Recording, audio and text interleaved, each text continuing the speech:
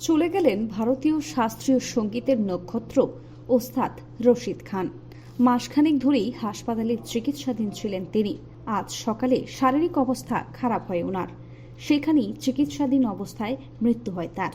দুপুরে গঙ্গাসাগর থেকে ফেরার পথে শিল্পীকে দেখতে কলকাতার বেসরকারি হাসপাতালে যান মুখ্যমন্ত্রী মমতা বন্দ্যোপাধ্যায়। তার সঙ্গেই ছিলেন মেয়র ফিরহাদ হাকিম, কলকাতার পুলিশ কমিশনার বিনীত গোয়েল। হাসপাতাল থেকে বেরিয়ে সাংবাদিকদের কাছে ওস্তাদ রশিদ খানের মৃত্যু সংবাদ জানিয়ে মুখ্যমন্ত্রী গভীর শোক প্রকাশ করেন। আমার সাথে রশিদ আমার ভাইয়ের মতো। রশিদ আলী খানের স্ত্রী, মেয়ে এবং ছেলে এবং মেয়েরা আছে। আমরা সবাই মিলে এই শোকাহত এই খবরটা, আমি তো জাস্ট গঙ্গাসাগরে ছিলাম, গঙ্গাসাগর থেকে জয়নগরে গিয়ে আমার কানে কানে কিছুটা খবর আসছিল। তারপর আমি নবান্নতে ফিরে আসার পরেই আমার কাছে খবর আসে এরকম কিছুটা হতে চলেছে। সেজন্য আমি চলে আসি সঙ্গে সঙ্গে খবর নেওয়ার জন্য। তখনও আমার কাছে শেষ ইনফরমেশনটা ছিল না।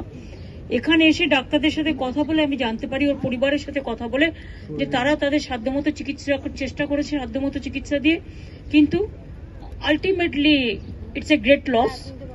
এবং রশিদ আলী খান আপনারা জানেন বিশ্ববিখ্যাত একজন নাম, এবং তার নাম নতুন করে তার পরিচয় দিতে হবে না।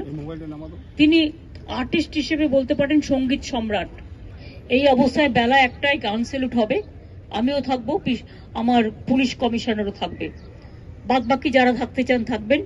ওখান থেকে গান স্যালুট দেওয়ার পরে অরূপ বিশ্বাস, তার পরিবার, স্ত্রী, ছেলেমেয়েরা এবং অরূপ বিশ্বাস, ববি এবং ইন্দ্রনীল সেন, আরো যারা থাকবেন তারা ওদের নিয়ে ওদের বাড়িতে যাবেন।